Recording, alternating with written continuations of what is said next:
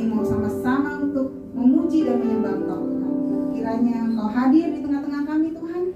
Biar urapan-Mu terjadi Tuhan di tempat ini Tuhan. Biar nama-Mu saja yang dimuliakan Tuhan. Terima kasih Tuhan. Beracara Tuhan dari awal, pertengahan hingga akhirnya Tuhan. Hanya di dalam nama Tuhan Yesus Kristus. Haleluya. Amin. Silakan si Susa untuk memimpin puji-pujian. Saya persilahkan duduk atau berdiri ya. Berdiri dong ya, berdiri. Agak sedikit goyang itu akan menurunkan berat badan. Akan menambahkan otot-otot kaki. Jadi berdirilah ya. Hari ini adalah hari yang amat sangat berbahagia. Kenapa? Kita 3 LOF bisa bersatu. Plus juga dengan LOF yang lainnya 9 sektor. Saya lihat kayaknya masih ada semua nih di sini ya. Alam Sutra, Binong yang nggak ada kayaknya mungkin belum datang. Kita beri tepuk tangan dong untuk Love dari Sewan. Dia jauh banget ya. Kita tepuk tangan untuk semangatnya. Tuhan Yesus baik. Jadi hari ini kita bertemu, ada wajah-wajah yang baru. Ada teman-teman saya yang baru yang di sana tuh 3 orang. Saya pikir mereka udah nggak datang, kita tepuk tangan juga dong mereka boleh selalu hadir. Waktu saya undang mereka, teman saya satu bilang disuruh berdiri enggak. Saya bilang enggak, tenang aja. Paling disuruh bayar traktiran. Enggak bercanda. Kita mau puji Tuhan karena hari ini adalah hari yang berbahagia. Hari ini merasa bahagia.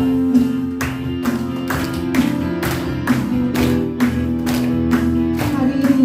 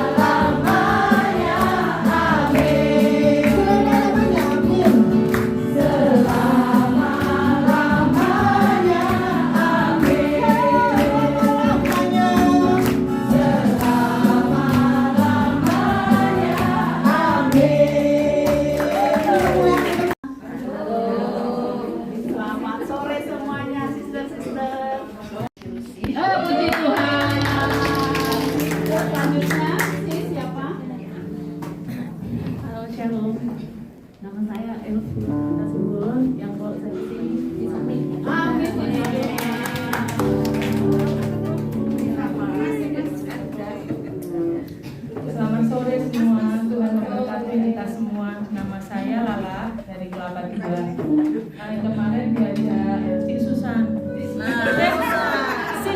Susan. Sore semua, nama saya Asita, tinggal di Gading Serpong. Saya temannya Bu Susan.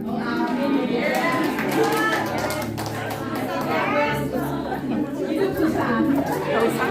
Dia sama saya. Hari ini nama saya Feni dari Gading Serpong. Saya dibawa siapa?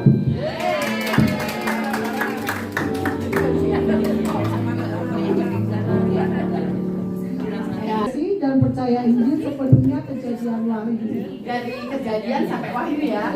Jadi maksudnya interdominasi di sini, ku tak pandang kamu dari gereja mana. Yang penting kita berdiri di atas firman Tuhan. Amin. Puji Tuhan. Baik dari gereja GPI, dari gereja Pantai Kosta, dari Katolik, yang penting kita tetap pegang firman Tuhan. Dan Love ini adalah komunitas yang sudah terdaftar di pemerintahan ya. Jadi kita tuh legal ya. Jadi sudah terdaftar di pemerintahan, jadi resmi. Dan satu lagi nih, kan kita tidak boleh membawa doktrin atau aturan gereja masing-masing. Jadi kita tetap berpatokan peraturan dari Love pusat ya. Satu itu ya. Terus Love itu visinya apa sih? Tujuannya apa?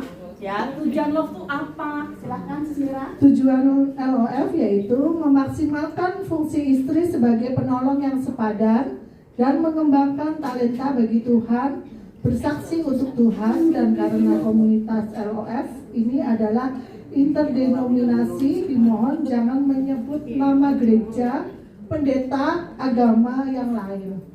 Terus misi LOF yaitu yang pertama memperlengkapi kerohanian setiap member dan bertumbuh bersama-sama. Yang kedua, memenangkan jiwa wanita-wanita di marketplace. Dan jangan lupa, kita kan kodratnya wanita ya. Jadi kita harus memaksimalkan fungsi wanita, fungsi kita sebagai ibu, sebagai istri, yaitu menopang atau berdoa bagi keluarga. Kita adalah tiang doa loh.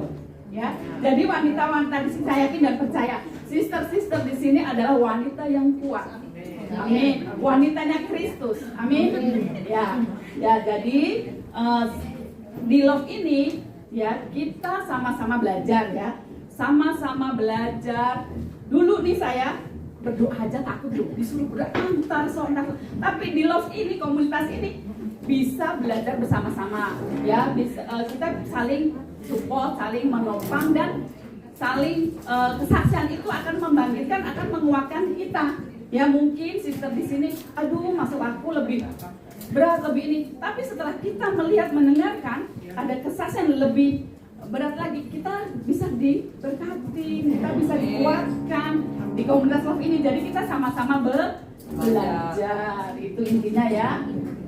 Jadi kegiatan Love Banten ini ya, untuk kegiatan sosial juga ada ya. Dalam 1 tahun diadakan baksos ya 2 kali, dan kegiatan donor darah, terus orang sakit kita saling menguatkan ya.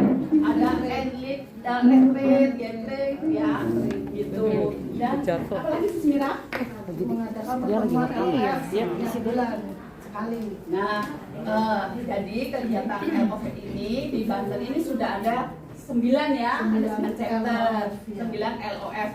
Jadi dalam kegiatan dalam 1 bulan, masing-masing chapter atau masing-masing Love diadakan 2 kali doa tim pengurus chapter masing-masing sama member, dan yang kedua adalah fellowship. Nah, seperti inilah namanya fellowship ya. Jadi sebulan sekali fellowship. Jadi kita, dan itu pun satu lagi nih, LOF ini tidak akan dan tidak pernah menjadi gereja.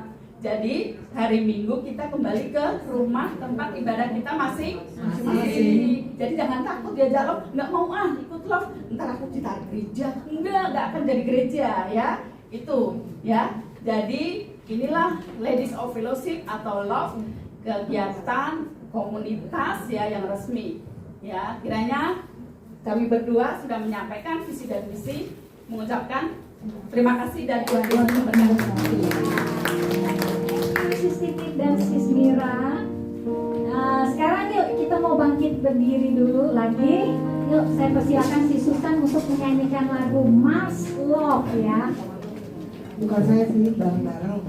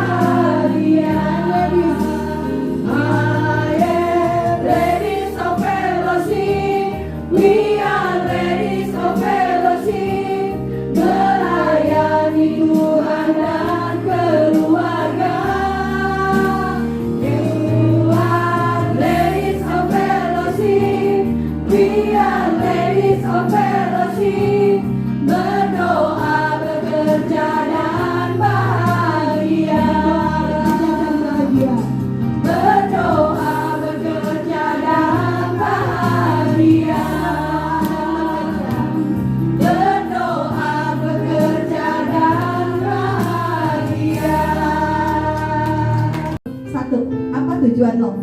Berdiri. Tujuan love. Tujuan love. Tujuan love. Cuma satu kok. Tujuan love. Gak boleh nyontek. Gak boleh langsung teriak. Nyontek itu dosa. Angkat tangan. Tujuan LOF. Tujuannya. Tadi Sis Titi jelas banget loh. Ada nyonteknya ya. Sis Titik gak boleh jawab. Sis Titi gak boleh jawab. Panitia gak boleh jawab. Oh satu aja tujuannya. Satu aja. Terima kasih. Angpau. Lo salah mah gak ada yang didenda. Dia disuruh nyanyi. Yang keras. Menyatukan wanita-wanita yang berpegang pada firman Tuhan. Boleh ya, betul ya. Boleh lah, betul lah. Oh ya, masa gak boleh? Iya. Pakai aja. Shalom, sister-sister semua. Salam kenal. Nama saya Ida dari Love Lamati Mas. Saya mau menyaksikan kemurahan Tuhan. Saya juga dapat angpau nih bulan ini. Saya dapat uang susu. Puji Tuhan kan? Tahun ini, ya anak saya dilamar tanggal 17 September kemarin. Jadi saya mau membagikan kesaksian bahwa sepanjang perjalanan ini saya ambil dari Mazmur 37 ayat 25. Dahulu aku muda, sekarang telah menjadi tua, tetapi tidak pernah aku lihat orang benar ditinggalkan atau anak cucunya meminta-minta roti. Karena saya punya Saya punya anak 6.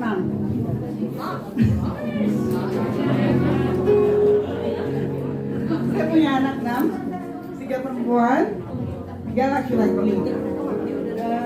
Anak saya yang pertama udah kerja, sarjana komputer, yang kedua juga sarjana komputer, yang ketiga sarjana pariwisata, yang keempat mau juga sarjana komputer, masih semester 5 ini. Jadi sepanjang perjalanan ini, sama seperti Mazmur Daud bilang, dahulu aku muda sampai dia tua, dia tidak pernah meninggalkan anak-anaknya dan dia tidak pernah meninggalkan orang-orang benar. Saya nggak mewariskan harta buat anak-anak saya, tapi saya mewariskan pendidikan untuk anak-anak saya. Yang saya bisa kasih dia cuma pendidikan. Mereka punya nilai-nilai yang bagus, mereka gampang sekali cari kerja, baru sebentar melamar udah diterima. Dan mereka mempunyai jenjang karir, kayaknya kelihatannya, puji Tuhan, anak-anak saya Tuhan bawa makin lama makin tinggi, makin lama makin tinggi. Sama seperti dapat pasangan juga. Saya tidak punya apa-apa untuk mereka biaya atau segala macam, tapi semuanya Tuhan yang cukupkan, dan Tuhan berikan pasangan yang lebih daripada kita.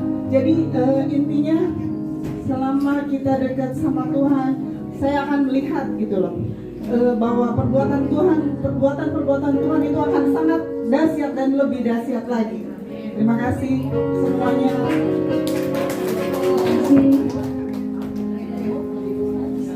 Terima kasih Sis Ida untuk kesaksiannya. Yang kedua, saya undang untuk Sis Linda dari Sewan untuk memberikan kesaksiannya ya. Silakan Sis Linda.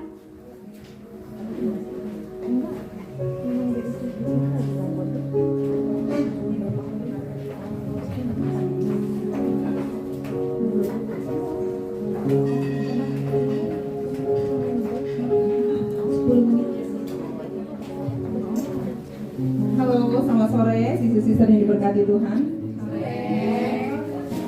Terpancar dari wajahnya semua diberkati ya, karena dari wajahnya, dari matanya tuh terpancar kemuliaan Tuhan. Pada sore hari ini saya mau bersaksi tentang kebaikan Tuhan. Tuhan tuh baik, banyak menolong saya melalui proses. Saya adalah seorang ibu yang punya anak 5, cucunya 6, suami 1. Saya bersyukur bisa ada di Love. Ya memang di dalam gereja pun kita belajar tentang bagaimana proses Tuhan yang Tuhan kasih, dan kita menjadi orang pribadi yang bisa mengenal Tuhan melalui proses itu. Dan di Love saya belajar melalui sister-sister yang kesaksian di setiap pertemuan, sehingga saya dikuatkan. Pada saat saya mengalami ada suatu proses yang membuat saya rasanya, aduh Tuhan, kok begini ya. Pada saat saya mengalami operasi rahim saya bermasalah. Pada saat itu ada semacam kayak radiasi dan harus di counter gitu. Jadi saya harus istirahat benar-benar total gitu selama 2 bulan seperti aksi sesar. Karena kalau di counter itu kan rahimnya dikeset ya, dikeset. Operasinya pun nggak besar, tapi apa ya? Saya harus benar-benar menjaga rahim itu dan jangan sampai mengalami, karena pada saat itu di rahim saya pada saat udah di lab ada titik di mana mau menuju ke septic. Itu akibat dari KB. Terus terjadilah di operasi saat itu. Kebesokan harinya suami saya kena stroke. Aduh, anak saya yang nomor 4 baru masuk kuliah. Terus anak saya yang paling kecil baru masuk SMK. Yang cari uang itu suami sendiri. Saya sebagai ibu rumah tangga yang kerjanya cuma antar jemput anak. Pada saat itu saya nggak tahu apa yang harus saya lakukan. Dan pada saat saya mengalami masalah itu, saya cuma bisa baca Alkitab dan berdoa. Baca Alkitab dan berdoa. Karena pelarian saya pada saat itu hanya kepada Tuhan. Sebenarnya pada saat kita punya masalah, rasanya buntu ya, nggak ada jalan keluar. Memang jalan satu-satunya adalah kita cari Tuhan. Tanpa kita sadar, jiwa ini dekat kepada Tuhan. Tuhan, kebiasaannya menurut daging, Tuhan tolong saya. Tuhan bagaimana nih, anak saya balik kuliah bagaimana nih. Sedangkan anak saya yang laki-laki, dia baru berhentikan bekerja. Yang kita punya kendaraan hanya motor. Dijual tuh motor untuk berobat.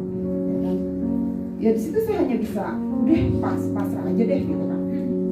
Tapi di pikiran tetap apa harus saya bekerja gitu. Ada pemikiran saya harus bekerja. Sedangkan saya cuma kerja bisa di salon. Saya tuh bukan wanita yang punya titel. SMP aja saya nggak lulus. Ya kan? Boleh dibilang saya adalah wanita yang dari kampung. Tetapi pada saat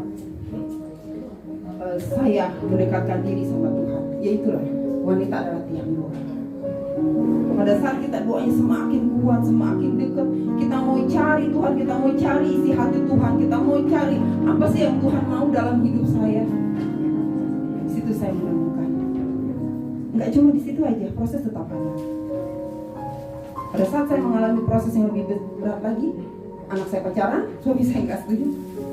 Luar biasanya di Lok, saya dapat menemukan seorang yang bisa menjadi kakak rohani saya. Dia cuma berkata, minta hati yang baru sama Tuhan. Oh iya, pada saya mengalami masalah dulu. Waktu saya dioperasi, suami saya kena stroke, ekonomi saya benar-benar udah nol gitu kan. Iya, kita minta hati yang baru. Karena pada saat kita dekat sama Tuhan, Tuhan kasih hati yang baru. Kalau hati kita sudah baru, kita bisa menerima semuanya, apapun yang Tuhan kasih, mungkin penyakit, permasalahan. Hati yang baru ini bisa menerima gitu kan. Kalau bahasa Jawanya legowo gitu kan. Ya itulah yang saya mau bagikan adalah kita sebagai wanita jangan gampang lemah. Mungkin kita bahagia atau tidak bahagia dalam hidup ini, tetap kita cari Tuhan. Karena kita adalah tiang doa. Saat saya Tuhan Yesus berkati. Bismillah, luar biasa. Sampai selamanya ku tetap percaya.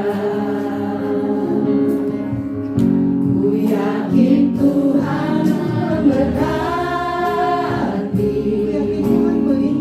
Ku yakin Tuhan melindungi.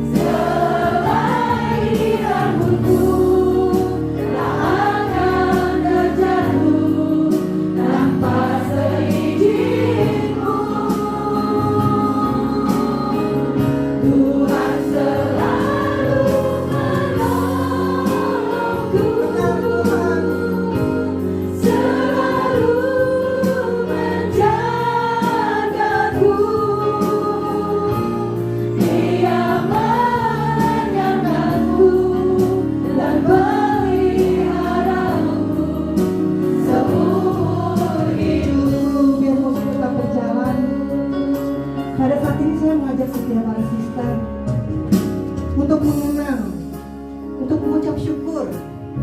Saya nggak tahu apa yang pernah terjadi dalam kehidupan masing-masing. Setiap orang punya masalah, saya juga punya masalah.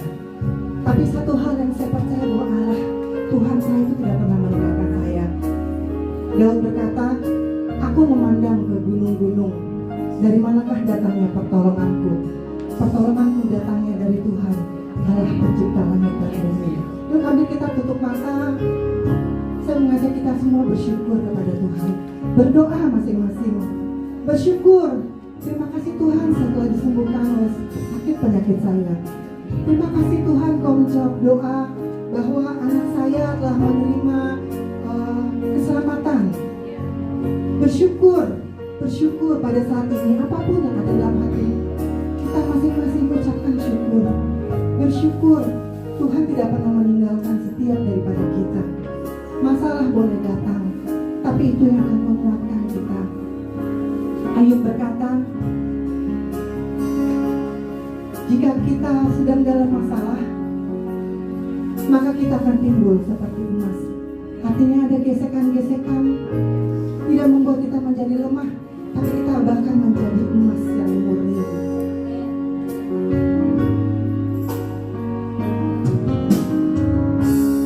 Kita nyanyi sekali lagi ya. Musim akan selalu berganti, Katakan kasih Tuhan. kasih Tuhan tetap abadi, Tak akan berubah. tak akan berubah sampai selamanya. Ku tetap percaya, ku yakin Tuhan memberkati, ku yakin Tuhan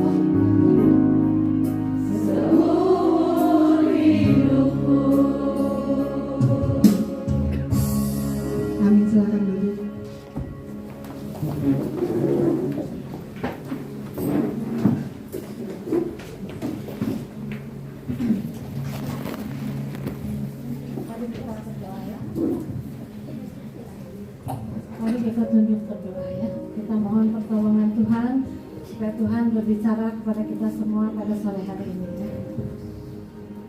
Terima kasih Tuhan untuk sore hari ini. Kami percaya bahwa kami ada di sini tidak kebetulan, tapi karena Engkau yang membawa kami ke sini Tuhan, dan kami percaya Engkau punya rencana yang hebat untuk setiap kami yang hadir pada sore hari ini. Berbicaralah kepada setiap kami, karena kami ingin Tuhan memiliki dasar yang teguh di dalam Tuhan Yesus Kristus dalam menghadapi masa-masa atau zaman yang sekarang sedang kami jalani. Terima kasih Tuhan, kiranya Engkau mengurapi tiap kami yang hadir, dan saya yang berbicara, Tuhan urapi kami semua, dan Roh-Mu yang kudus itu berbicara kepada roh kami. Terima kasih Bapa. Di dalam nama Tuhan Yesus Kristus kami berdoa. Amin. Amin. Selamat sore ibu-ibu sekalian ya. Senang saya bisa hadir pada sore hari ini. Terima kasih untuk undangannya. Kangen juga ya sama ibu-ibu di LOF. Saya udah pikir Ibu Ros ada enggak ya. Karena dulu saya sering ngisi di rekonya Ibu Ros ya, beberapa tahun yang lalu, dan ada beberapa teman yang sudah saya kenal, tapi lebih banyak yang tidak saya kenal. Berarti sebenarnya ini bertumbuh secara luar biasa ya. Dan saya tahu bahwa ini adalah keinginan Tuhan, bahwa setiap ibu-ibu itu adalah orang-orang yang hebat ya. Jadi setiap ibu-ibu di tempat ini adalah orang yang hebat. Jadi pada waktu saya melayani LOF kira-kira tahun 2011 waktu itu, hampir setiap minggu ya, saya hadir ke Jakarta waktu itu untuk membangun LOF. Yang ada di hati saya adalah untuk memberitahu kepada ibu-ibu, kita ini adalah orang yang hebat dan luar biasa. Nah, kenapa? Karena seringkali saya lihat bahwa ada banyak ibu-ibu yang merasa, saya kan cuma ibu rumah tangga ya. Atau mungkin kalau nanti tes.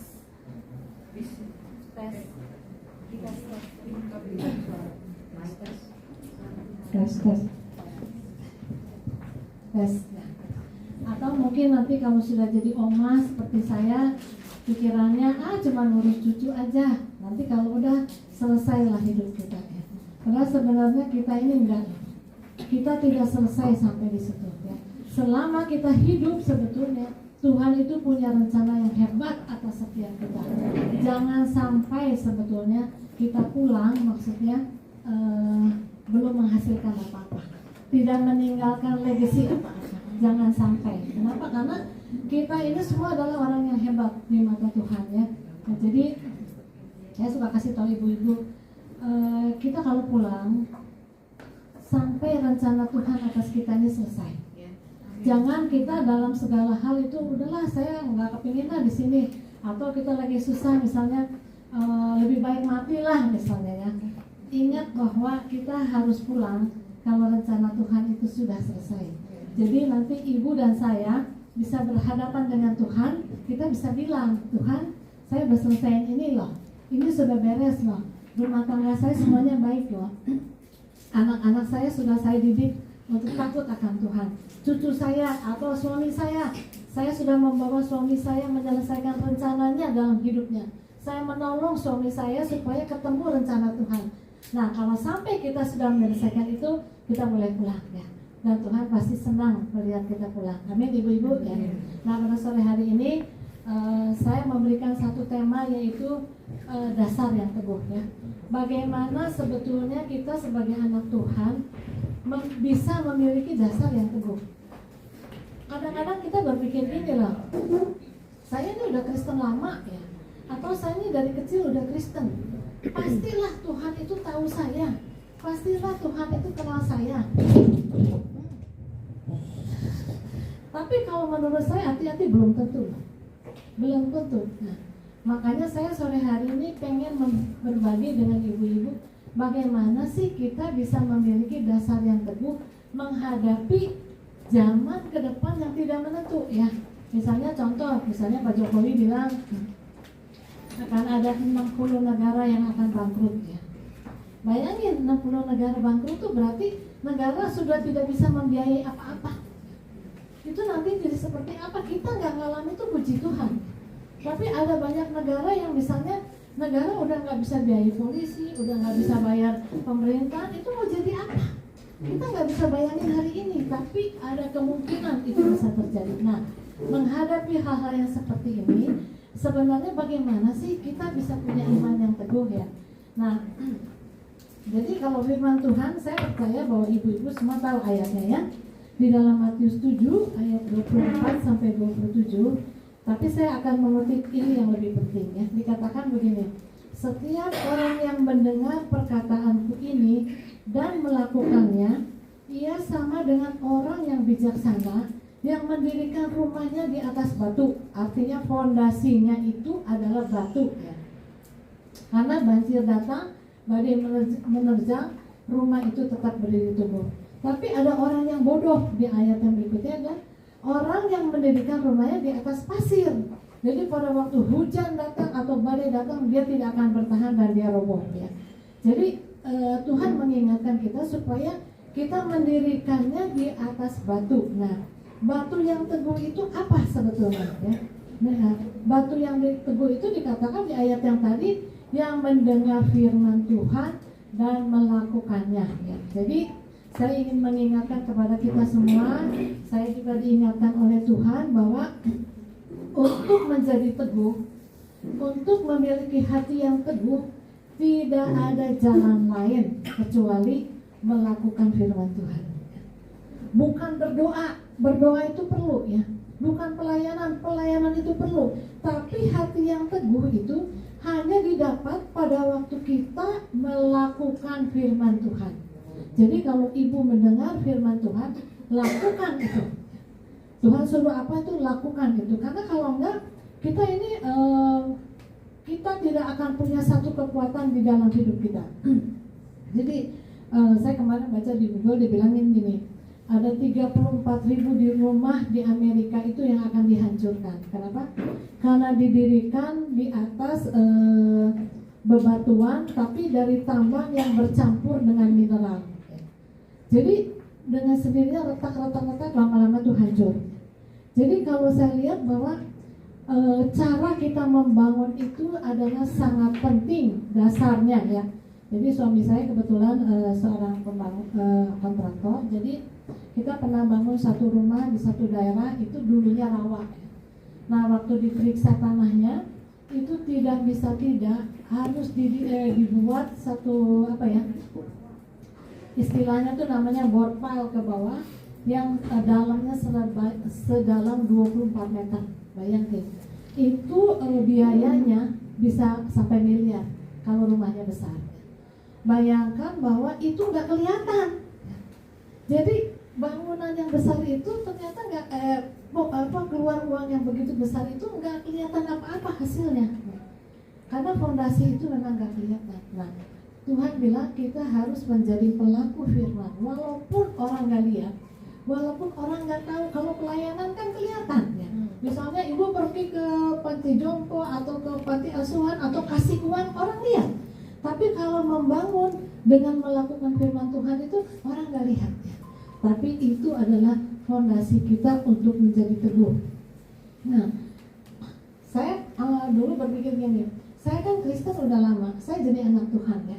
Dan saya sungguh-sungguh sama Tuhan, saya sungguh-sungguh sama Tuhan. Apakah dikira rasa takut itu nggak ada di dalam hati ya? Ternyata biarpun saya sungguh-sungguh, atau saya pelayanan, atau saya berdoa, ternyata takut itu selalu akan datang kepada setiap kita. Jadi janganlah, rasanya enggak lah kalau saya bilang, saya tidak pernah takut, itu kan bohong ya. Kita tuh masih mengalami yang namanya takut. Jadi satu hari itu, saya tuh, anak saya tinggal di Perth ya, jadi satu hari itu saya datang ke sana. Nah hari itu malam-malam itu ada, saya nggak tahu ya, kalau di Perth tuh angin tuh besar sekali, sering besar gitu. Apalagi kalau musim panas itu, kalau malam tuh angin tuh bisa besar sekali. Saya lagi tidur gini, karena saya di Indonesia jarang ngalamin angin besar begitu ya. Jadi di Perth itu anginnya besar banget, jadi saya malam nggak bisa tidur lah. Rasanya bunyi gedebuk gitu. Terus saya dalam hati berpikir gini, kalau nyanyi gampang ya. Maksudnya di apa maksudnya di badai ya bergelora terus gua akan tetap bersamamu. Jadi saya dalam hati, aduh kalau nyanyi memang gampang loh, tapi di kenyataan seringkali kita sering mengalami rasa takut. Nah, bagaimana sebenarnya kita ini menghindari rasa takut? Bagaimana? Apakah kita mau bilang, enggak saya nggak takut? Nggak bisa. Kita nggak bisa melawan rasa takut tuh dengan omongan, nggak bisa, saya nggak takut. Hanya dengan firman Tuhan, hanya melalui firman Tuhan, kita bisa melawan rasa takutnya. Jadi sekarang coba ya, ibu-ibu perhatiin. Iblis ini seringkali bicara di pikiran kita, betul nggak? Nanti bicaranya itu pasti yang negatif, yang bikin takut. Apalagi kalau lagi nggak enak badan, terus langsung pikirannya macam-macam. Apa jangan-jangan saya ini, apa jangan-jangan saya itu, dan sebagainya. Itu siapa yang ngomong? Ya. Yang ngomong itu siapa? Semua yang membawa takut itu datangnya dari setan. Nah, untuk melawan itu hanya satu, firman Tuhan. Jadi kita baca di dalam Mazmur 46 ayat 2a dikatakan begini ya. Jadi pada waktu kita takut, kita ingat firman Tuhan ini. Allah itu bagi kita tempat perlindungan dan kekuatan, sebagai penolong dalam kesesakan sangat terbetik. Ini saya rasa ibu-ibu semua dah hafal ayat ini ya. Sebab itu kita tidak akan takut sekalipun bumi berubah, betul? Sekalipun bumi berubah kita nggak akan takut? Ya, rasanya nggak mungkin ya. Pasti kita takut ya. Sekalipun gunung-gunung bergoncang di dalam laut, sekalipun ribut berbuih airnya, sekalipun gunung-gunung goyang oleh geloranya, kita nggak takut? Pastilah kita takut ya. Nah, tapi sebenarnya firman Tuhan itulah yang menghalau segala ketakutan. Jadi kalau saya mau bilangnya, percayailah firman Tuhan. Apapun isinya percaya saja. Jadi saya tuh punya pengalaman gini. Dulu saya tuh antar anak saya masih kecil waktu itu, kelas 3 SD, tapi kelas 3 SD, tapi giginya tuh udah baru ya. Jadi dia tuh les berenang di sekolah sebenarnya. Waktu bilas mandi itu saya coba mandiin dia, tapi anak ini tuh lari ke sana ke sini sampai terpleset jatuh, mukanya tuh ke lantai gitu. Terus saya lihat ini tuh udah berdarah-darah semuanya. Saya nggak tahu apanya yang luka ya. Jadi saya bawa dulu ke dokter gigi. Nah, terus waktu diperiksa sama dokter gigi itu ada rengat. Jadi si gigi depannya tuh kayaknya pecah gitu. Itu gigi baru loh. Nah, paginya setelah itu ya terus pulang ke rumah, saya tuh merenung. Saya ingat tadi pagi saya baca firman Tuhan apa ya gitu. Terus saya ingatin Tuhan. Firman-Nya dari 2 Korintus 5 ayat 7 dikatakan bahwa hidupku itu karena percaya, bukan karena melihat. Terus saya merenung, loh, jadi kalau saya lihat, kata dokter gigi anak saya ini patah ya. Tapi kan firman Tuhan bilang hidupku itu adalah karena percaya, bukan karena melihat. Jadi saya bilang saya nggak mau lihat. Saya nggak mau lihat gigi anak saya yang patah. Saya cuma mau percaya bahwa giginya pulih kembali. Jadi saya bilang sama Tuhan, Tuhan, ayat ini saya dapat tadi pagi. Tuhan bilang bahwa hidupku adalah bukan karena melihat tapi karena percaya. Jadi saya mau percaya bahwa gigi anak saya itu pulih dan tidak ada retak. Anak saya sekarang udah umur 42 tahun, giginya masih itu semuanya. Kenapa? Firman Tuhan. Firman Tuhan itu tidak mungkin gagal. Jadi udah nggak usah diolah-olah, nggak usah ditambah, nggak usah dikurangi. Pokoknya kalau firman Tuhan bilang itu pegang aja. Pegang aja. Ini yang membuat kita menjadi teguh ya. Karena kalau enggak, kita nggak punya kenangan atau satu perbuatan Tuhan yang besar dalam hidup kita. Tadi ibu yang bersaksi ya, yang dulu aku muda, sekarang aku tua ya. Aku nggak pernah lihat orang benar ditinggalkan atau anak cucunya meminta rezeki. Itu pengalaman hidup saya. Karena dulu waktu saya masih kecil, kita ini susah. Orang tua saya itu miskin, sangat miskin ya.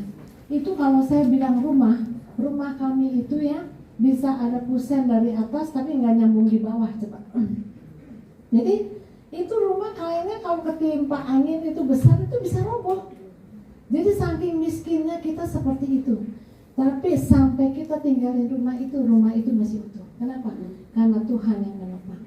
Jadi kalau kita lihat dulu aku muda, sekarang aku tua, tapi aku lihat ya, bagaimana Tuhan itu tidak pernah meninggalkan anak-anaknya.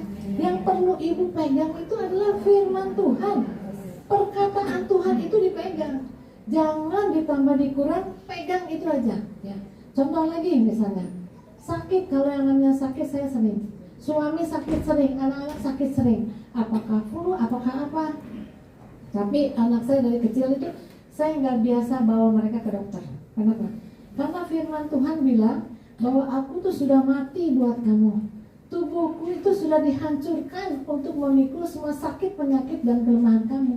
Dan oleh bilur-bilurku kamu itu sudah sembuh. Nah, itu yang menjadi pegangan hidup kami sekeluarga. Setiap kami sakit, firman itu kita ucapkan bahwa oleh bilur-bilur Tuhan Yesus kami sudah sembuh. Oleh bilur-bilur Tuhan Yesus saya sembuh, suami saya sembuh, anak saya sembuh. Lalu apakah betul langsung sembuh? Belum tentu ya. Bisa 1 hari masih sakit, 2 hari masih sakit, 3 hari masih sakit. Terus gimana? Apakah kita mau bilang, oh firman Tuhan ini bohong ya, ternyata saya masih sakit? Jangan, terusin. Saya suka bilang begini ya, hari ini saya masih sakit, mau 1 minggu lagi saya sakit, mau 1 bulan lagi saya sakit, tapi saya tahu akhirnya bahwa saya pasti sembuh. Karena firman Tuhan itu tidak mungkin gagal. Ini yang perlu kita pegang. Kita nggak usah bilang bahwa, aduh saya kan pelayanan saya nggak hebat, doa saya kan nggak banyak. Pegang aja firman Tuhan. Karena Tuhan tuh kepingin firman-Nya dipegang. Firman Tuhan itu siapa? Firman Tuhan itu adalah Tuhan sendiri, kan dibilangin. Dikatakan di dalam Yohanes 1 ya, dikatakan pada mulanya adalah firman. Firman itu bersama-sama dengan Allah, dan firman itu adalah Allah sendiri. Jadi kalau ibu pegang firman, artinya ibu pegang Tuhan sendiri. Makanya rajin-rajinlah kita baca Alkitab dan mulai menghafal ya. Misalnya saya kadang-kadang, kita kalau baca kadang-kadang nggak ngerti ya, nggak ngerti. Tapi ada satu saat yang waktu Tuhan bicara, itu bicara langsung kepada kita. Dia punya maksud dengan firman itu pegang dan hafalkan itu dan lakukan. Jadi oh kok hari ini Tuhan bicara ini ya kepada saya, ada apa ya? Nah itu terus diingat, dan hari itu ingat apa yang harus dilakukan dengan firman itu. Jadi firman itu adalah Tuhan sendiri ya. Nah jadi kenapa saya ingin kita punya dasar yang teguh ya? Karena Ibrani 12 ayat 26 dan 27, ibu pernah baca nggak? Isinya begini ya. Waktu itu suaranya menggoncangkan bumi, tetapi sekarang ia memberikan janji, 1 kali lagi aku akan menggoncangkan bukan hanya bumi saja, melainkan langit juga. Ayat 27, ungkapan 1 kali lagi menunjuk kepada perubahan apa yang dapat digoncangkan, karena ia dijadikan supaya tinggal tetap apa yang tidak tergoncangkan. Jadi Tuhan bilang, aku sekali lagi akan menggoncangkan bukan saja bumi tapi langit juga. Supaya apa? Supaya kelihatan yang tidak goncang ya. Yang tidak goncang itu apa? Kita semua yang berpegang kepada firman Tuhan, kita nggak akan goncang kalau kita pegang firman Tuhan. Yang tidak akan goncang itu adalah firman Tuhan. Jadi kalau kita berpegang kepada firman Tuhan, kita tidak akan goncang. Ini kita lihat kegoncangan terus terjadi ya. Jadi kalau baca baca di sosial media ya, apa berita-berita ya, kita lihat bahwa perang ini sewaktu-waktu bisa terjadi ya. Kita tahu bahwa Rusia katanya mau ngebom Ukraina ya.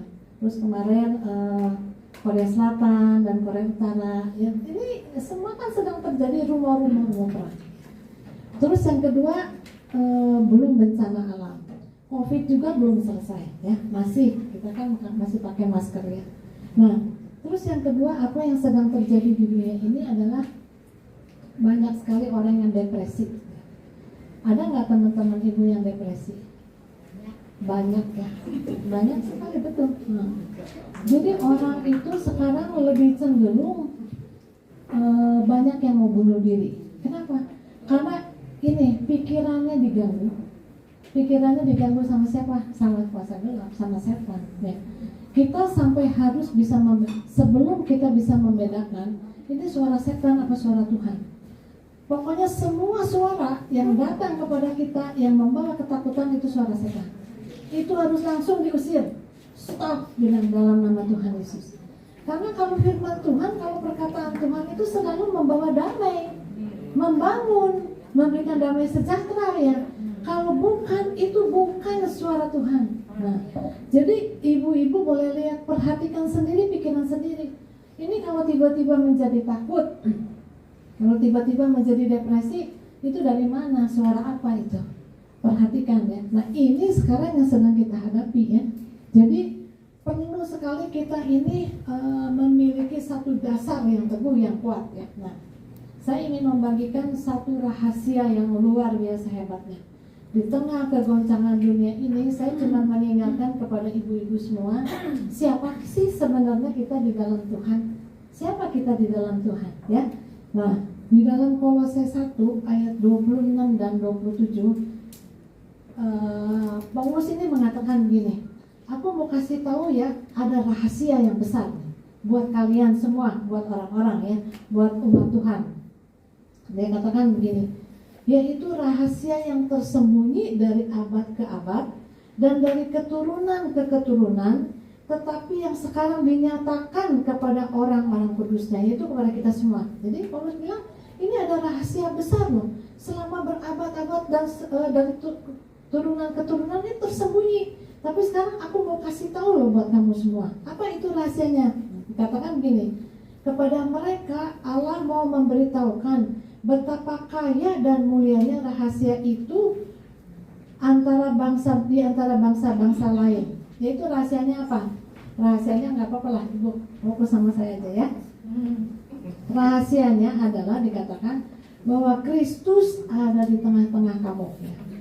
Kristus yang adalah pengharapan dan kemuliaan. Tapi dalam terjemahan bahasa Inggrisnya bukan di tengah-tengah kamu, Christ in you. Dikatakan bahwa ada rahasia yang besar, yaitu bahwa Kristus itu ada di dalam kamu, ada di dalam kita. Kristus itu ya. Nah, siapa Kristus itu? Siapa Kristus itu? Coba Ibu renungkan. Siapa sih Kristus itu? Dia yang maha kuasa, dia yang penuh dengan hikmat, penuh dengan kasih karunia. Pokoknya Kristus itu sumber segalanya, betul nggak? Sumber nafas kita, sumber berkat kita, sumber segalanya. Namanya tuh Kristus. Dan dikatakan bahwa Kristus itu ada di dalam kita. Nah, kita kadang-kadang bingung ya, kok saya masih susah terus sih hidup ini? Kok saya nggak ada sukacita sih? Kok saya nggak ada kemenangan sih? Kenapa? Karena ibu nggak tahu bahwa rahasia yang besar itu adalah Kristus ada di dalam kita ya. Kolose 1 ayat 16-17 dikatakan gini, karena di dalam dialah telah diciptakan segala sesuatu. Bayangin segala sesuatu nih yang ada di bumi ini, apalah boleh disebut lah ya, yang ada di sorga dan yang ada di bumi, yang kelihatan dan yang tidak kelihatan, baik singgasana maupun kerajaan, baik pemerintah maupun penguasa, segala sesuatu diciptakan oleh Dia dan untuk Dia. Jadi semua yang ada di muka bumi ini ada di dalam Kristus. Dia yang menciptakan semuanya dari dulu, sekarang sampai selama-lamanya. Kadang-kadang kayak mimpi ya, betul ya, yang punya ini semua itu Kristus, yang punya alam semesta ini Kristus, dan Kristus itu ada di dalam kita ya. Kadang-kadang mau percaya nggak percaya, tapi firman Tuhan inilah sebetulnya yang kita harus pegang. Jadi kemanapun kita pergi ya, kita harus tahu bahwa Kristus itu ada di dalam saya. Jadi ibu itu kita nggak usah gampang-gampang takut. Kalaupun mungkin secara ekonomi di sana keadaan semakin sulit, tapi kita ingat bahwa ada Kristus di dalam kita, ada kekuatan, ada apa ya, sumber yang mengalir harusnya di dalam kita. Makanya di firman Tuhan dikatakan, dari dalam orang benar itu akan mengalir aliran-aliran air hidup. Dari mana? Dari Kristus. Kristus yang ada di dalam kita Ya, nah, jadi ibu-ibu sebetulnya kita ini harusnya kita ini harus bangkit. Kita ini harus bangkit bersama-sama dengan Kristus menjadi pemenang di muka bumi ini.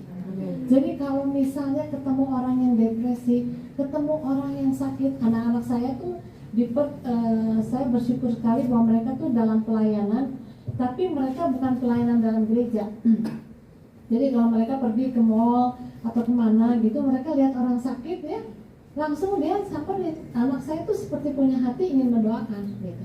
Dia suka tanya, dan anehnya salah satu anak saya tuh bisa peka, dia bisa tahu orang ini sakit apa. Jadi pada waktu dia datang kepada orang yang sakit, dia kasih tahu, kamu sakit pinggangnya ya. Orang ini kaget, loh kok kamu tahu? Tuhan yang kasih tahu saya, dan Tuhan mau menyembuhkan kamu. Nah, gara-gara Kristus di dalam kita, kalau kita mengimani dan menyadari ya, Tuhan itu bisa menyuruh kita sewaktu-waktu loh. Bisa kasih tahu ini orang ini perlu, orang ini perlu ini, karena sadar bahwa Kristus di dalam kita. Tapi kalau kita tidak sadar bahwa Kristus di dalam kita, ini yang bahaya.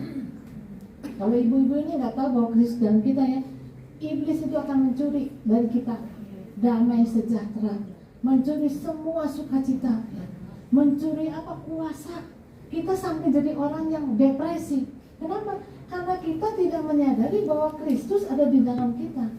Jadi jangan sampai kita kehilangan apa yang harusnya menjadi milik kita sebagai anak Tuhan gitu loh.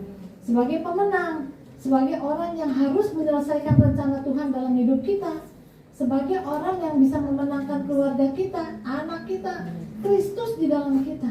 Ini yang kita harus imani tiap hari, dan kita harus mengatakan bahwa Kristus di dalam saya. Bangun tidur pagi-pagi bilang Kristus di dalam saya. Amin ibu-ibu.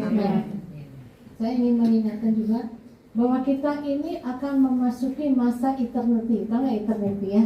Kekekalan ya. Jadi ibu-ibu dan saya nanti satu hari kita akan pulang ke rumah Bapa. Tubuh ini kita akan tinggalkan ya. Semua akan kita tinggalkan. Harta kekayaan yang mungkin ibu jaga dan sebagainya akan kita tinggalkan. Kita akan kembali kepada Bapa. Roh kita itu tetap hidup selamanya. Ini akan binasa tapi roh kita itu akan hidup selamanya. Kemana kita akan pergi? Ya. Kemana ibu akan pergi? Menghabiskan waktu dalam kekekalan. Saya kasih tahu begini, sekali orang mati ya, dia itu hidup dalam kekekalan. Artinya tidak ada batas waktu, nggak ada cuma sebulan atau 2 bulan atau 3 bulan, nggak ada, kekal. Ya. Makanya ada banyak orang yang dibawa ke neraka itu, dan banyak orang yang berteriak-teriak, Tuhan kasih saya kesempatan, kasih saya kesempatan sebentar aja. Kadang-kadang mereka cuma bilang 1 detik asal bisa bernafas. Terlambat sudah. Semua yang kita alami itu ya di sana nanti di kekalan itu nggak akan ada lagi masa kita tuh bisa bertobat. Jadi saya ingin mengingatkan ya, kita ini setiap hari bersiap-siaplah untuk menghadap Tuhan. Bersiap-siaplah untuk bertemu dengan Tuhan ya. Hiduplah dengan benar, dengan kekudusan dan takut akan Tuhan. Ini kita harus jaga. Kenapa? Karena kalau enggak, begitu kita selesai semua dan tidak ada waktu untuk bertobat. Jadi jangan sampai ya ibu-ibu kita ini mumpung masih ada waktu satu ya, selesaikan rencana Tuhan dalam hidup kita. Bawa semua keluarga untuk mengenal Tuhan. Yang kedua ya, lakukan firman Tuhan. Apa yang Tuhan katakan kepada kita itu lakukan. Udah nggak usah ditanya bisa nggak bisa, nggak usah. Pokoknya ngomong aja, bilang saya percaya Tuhan. Ini terjadi kepada saya.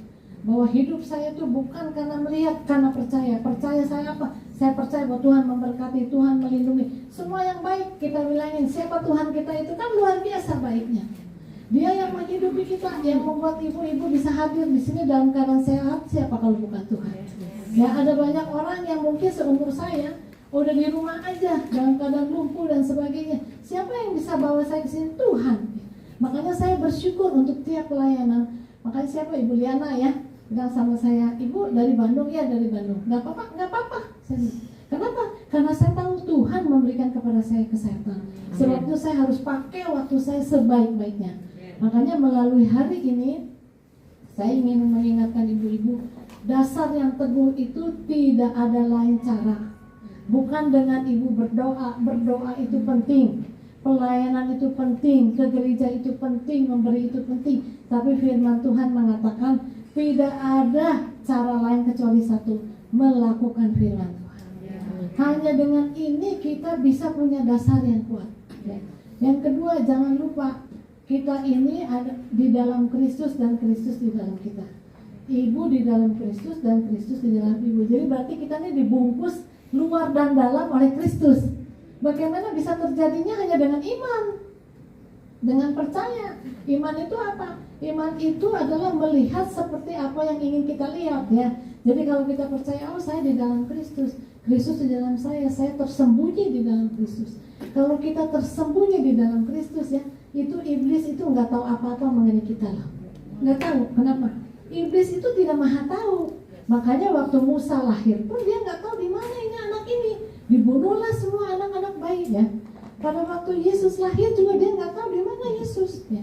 Padahal orang Majus itu adalah bangsa pagan, dia tuh penyembah berhala.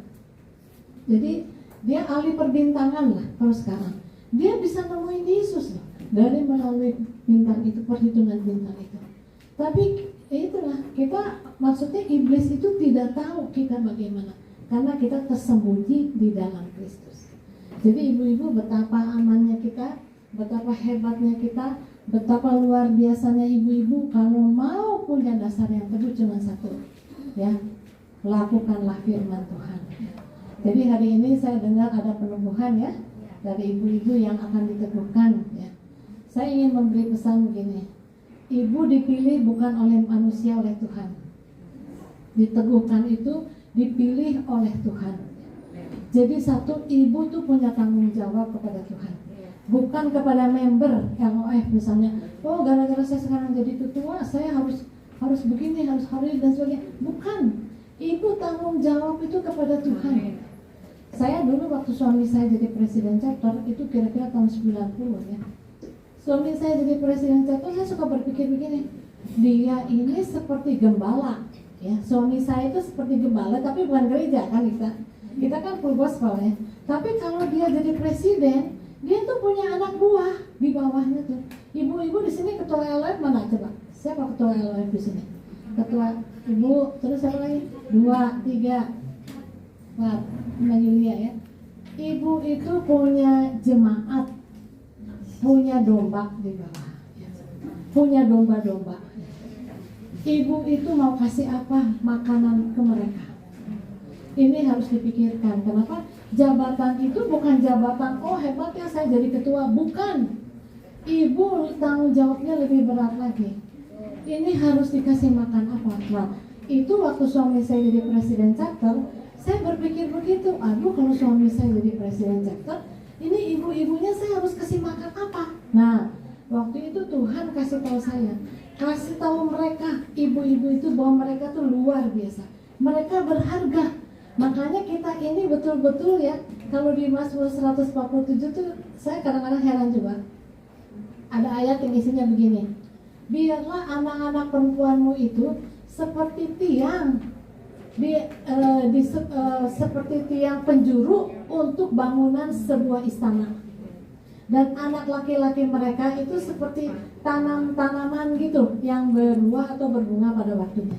Saya sampai baca ayat itu, kok heran ya? Kalau perempuan kok tanggung jawabnya berat banget, seperti tiang untuk bangunan sebuah istana. Lah kalau sekarang tiangnya roboh, habis semua itu rumah, istana itu kan. Nah itulah tanggung jawab ibu-ibu terhadap keluarga, terhadap anak, terhadap sekarang ibu sebagai ketua LOF, jemaat ibu di LOF ini. Dan nanti yang akan diteguhkan baru lagi atau yang ini? Yang baru, ya. Jadi ini pesan saya adalah, saya tidak mau membuat semuanya menjadi enak, ya. Kalau ibu sudah dipilih oleh Tuhan jangan tolak. Tapi begitu ibu dipilih, ibu punya tanggung jawab. Selesaikan semua itu sampai akhirnya. Bukan untuk manusia, tapi untuk Tuhan. Amin, ibu-ibu. Jangan lupa lakukan firman Tuhan. Dan sebagai ayat yang terakhir, ya, saya ingin bacakan di dalam ada 2 ayat terakhir, ya. 1 Yohanes 4 ayat 17b mengatakan begini. Karena seperti dia kita ada di dunia ini. Dalam bahasa Indonesianya ya. Tapi dalam bahasa Inggrisnya dikatakan begini. As he is, so are we in this world. Seperti Kristus, begitulah kita di dunia ini.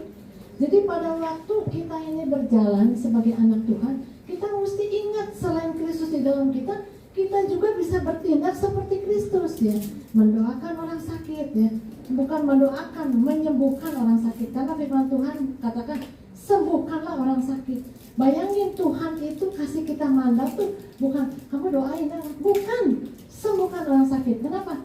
Karena bukan kita yang menyembuhkan Tuhan. Kita kadang-kadang mau doain orang sakit, aduh saya takut nanti kalau nggak sembuh gimana? Urusan apa sama saya? Urusannya itu sama Tuhan. Soal kesembuhan ya Tuhan. Ada orang yang misalnya saya doakan, didoakan kok tiba-tiba mati. Bukan urusan saya, urusan Tuhan ya. Atau misalnya kita seringkali beriman kepada iman. Gini, kalau saya punya iman, saya mau jalan. Nggak perlu itu. Nggak perlu beriman kepada iman. Kita cuma perlu beriman kepada Tuhan, beriman kepada firman. Cuman itu saja. Tugas kita itu ringan. Lakukan firman Tuhan, berimanlah kepada Tuhan dan kepada firman Tuhan. Amin. Satu lagi ayat yang terakhir adalah sebab semua orang yang dipilihnya dari semula, mereka ditentukannya dari semula untuk menjadi serupa dengan gambaran anaknya, supaya ia anaknya menjadi yang sulung di antara saudara. Jadi ibu-ibu dan saya itu sudah dipilih dari semula. Untuk menjadi apa? Untuk menjadi serupa dengan Kristus. Amin ibu-ibu. Biar ini semua firman Tuhan menjadi berkat buat kita. Menjadi rema, jangan lupa. Tidak akan teguh kalau tidak melakukan firman Tuhan. Amin ibu-ibu. Tuhan memberkati ya. Tuhan. Kami minta Bu Esther Untuk mendoakan tentang bisa chapter baru Tangerang Kota Sis Titik dan Banjar 2 Sis Unike. Silakan Bu Esther untuk merenungkan dan mendoakan.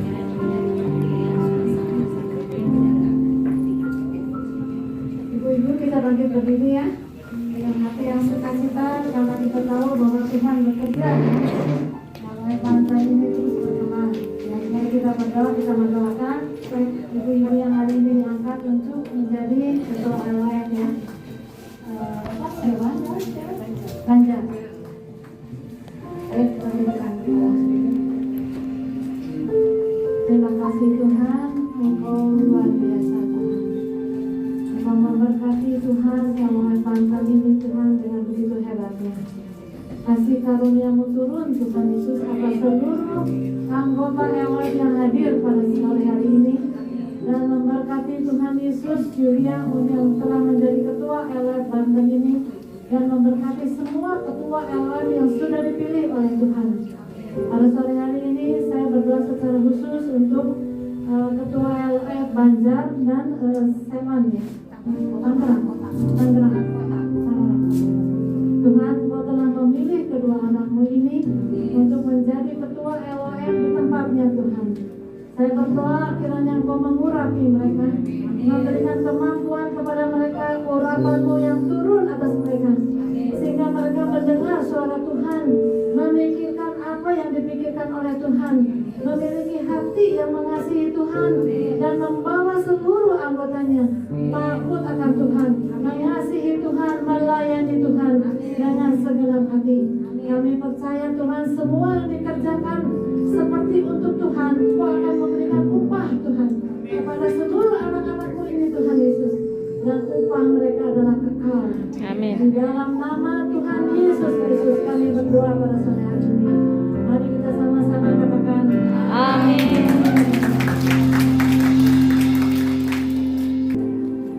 Dan satu lagi Unike case-nya untuk LWF Banjar 2.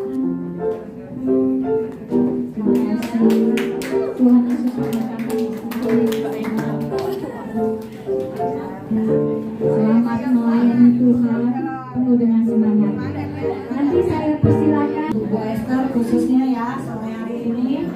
sudah menyempatkan diri untuk ke Banten ya, menyampaikan pesan-pesannya ya. Saya mewakili Luar Banten mengucapkan terima kasih untuk Bu Esther ya. Tadi juga kasih pesan-pesannya luar biasa ya untuk kita semua ya. Dan juga selamat khususnya untuk yang multi hari ini ya, dari LOF Banjar 2. Coba wakilnya ada nggak nih? Dari Banjar mana nih? Dari Banjar wakilnya coba yang dari Banjar. Ya, selamat ini ya. Nanti dari Banjar baru datang 3 orang, sebenarnya mereka banyak ya. Nah, selamat sudah hari ini bisa multi akhirnya ya. Dari Banjar 1 sekarang ada Banjar 2. Dan juga dari Los Sewan. Coba mana dari Sewan? Yang dari Sewan. Ya, luar biasa nih yang dari Sewan, banyak nih yang dari Sewan ya. Nah, hari ini Los Sewan ini boleh multi menjadi ada Lok Tangerang Kota ya. Nah, Lok Tangerang Kota ya. Nah, pesan saya untuk Los Sewan tetap semangat, Mbak.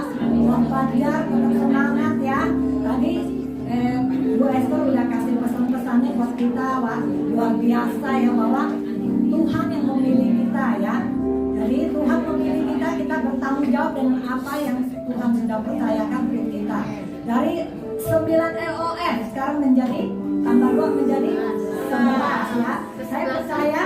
Saya percaya kita semua rindu ya. Dari 11 LOF ini nanti bisa tambah lagi dan multi lagi. Kuncinya apa? Kuncinya tadi selain Bu Esther bilang itu ya. Nah, saya tambahkan adalah kita harus unity ya. Harus unity. Mungkin dalam pelayanan kita ini nanti ada gesekan ya dengan sesama sister-sister kita yang lain ya. Tapi kembali lagi kita bertanggung jawab dan komitmennya sama yang di atas ya, Tuhan Yesus ya. Jadi kita tetap unity dan tetap semangat ya. Kuncinya itu supaya kita bisa multi. Target kita tahun ini adalah multiplikasi dan regenerasi.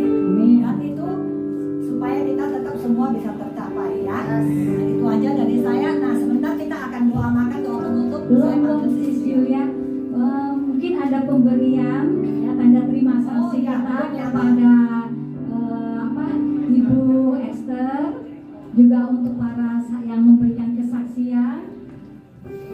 Ya, silakan Bu Esther. Ya. Pemberian terima kasih kita dari fellowship.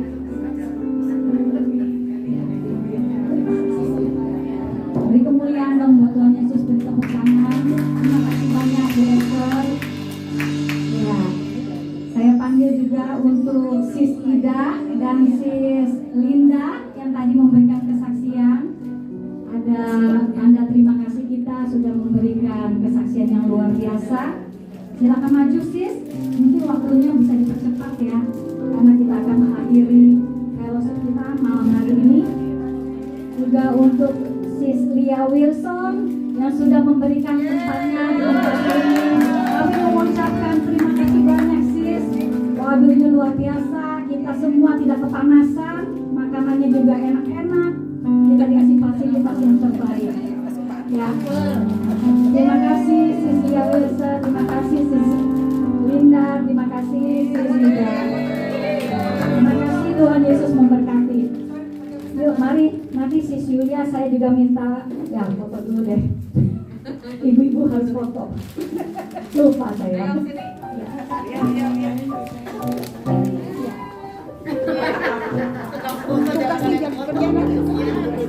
Oke, nanti saya panggil Bu Heriana untuk doa penutup ya. Bu Heriana kemana? Ada orangnya? Bu Heriana untuk doa penutup kita akan akhiri. Saya undang untuk bangkit berdiri ya. Mau akhiri nanti saya minta doa berkat untuk Ibu Esther untuk doa berkat ya Bu. Iya Bu. Nanti jangan pulang dulu, jangan makan dulu, kita akan foto bersama ya.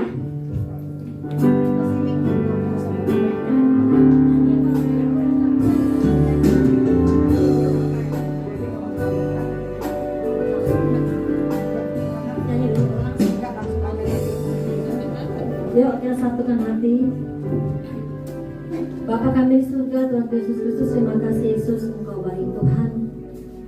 Kami mau mengucap syukur Tuhan atas kasih karunia yang Kau berikan kepada kami Tuhan, sehingga kami boleh berkumpul di tempat ini Tuhan pada sore hari ini Tuhan, dalam love gabungan Tuhan, dan juga pengukuhan Tuhan, chapter baru yang terbentuk ya Bapa. Itu semua karena Engkau Tuhan, sehingga kami boleh Tuhan berdiri di tempat ini bersama-sama memuji, mendengarkan sharing firman-Mu Tuhan. Kami katakan Kau baik Yesus, henti-hentinya kami katakan baik Yesus. Apapun Tuhan yang kami rasakan, yang kami hadapi saat-saat ini Tuhan dalam hidup, tapi kami percaya Engkau Allah yang amat sangat baik Tuhan, yang selalu memelihara hidup kami ya Tuhan. Sebentar Tuhan kami mau pulang Tuhan ke rumah kami masing-masing Tuhan. Berkati kami Tuhan, lindungi kami Tuhan, sehingga kami boleh pulang ke rumah kami Tuhan dengan membawa sukacita besar Tuhan, karena kami telah dikenyangkan Tuhan oleh sharing firman Tuhan. Kami menyadari benar Tuhan bahwa iman kami yang teguh Tuhan, fondasi kami yang teguh Tuhan terhadap Engkau Tuhan, itu yang memelihara hidup kami hingga hari ini ya Bapa. Terima kasih Yesus, terima kasih ya Bapa. Engkau baik Tuhan. Haleluya, amin. Kami memuji kebesaran-Mu,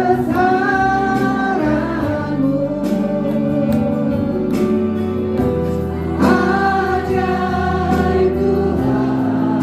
Kami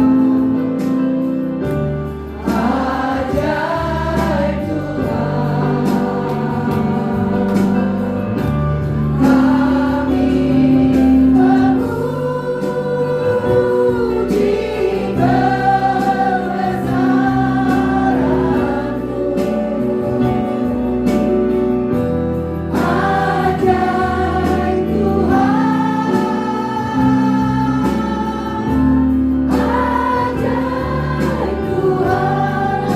kebesaran-Mu, ajaib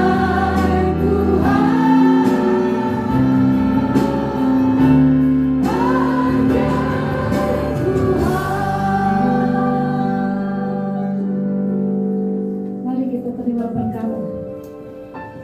Berkat dari Allah Bapa dan kasih karunia di dalam Tuhan Yesus Kristus dan persekutuan yang manis dengan Roh Kudus menyertai kita semua sampai Tuhan datang. Kami yang percaya katakan. Terima kasih untuk semuanya. Tuhan Yesus memberkati. Kita akan foto bersama.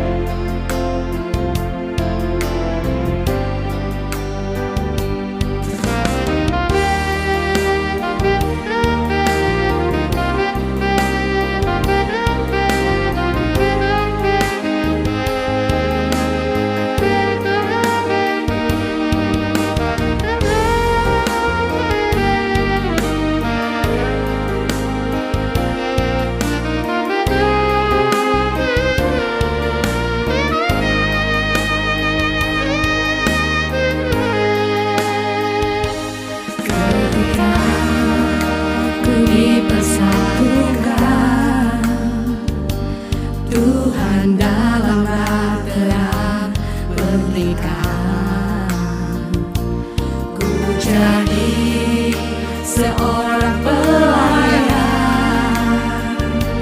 yang hidup dalam doa, dalam iman. I am ladies of fellowship, and we are ladies of fellowship, melayani Tuhan dan keluarga. You are ladies of fellowship, and we are ladies of fellowship.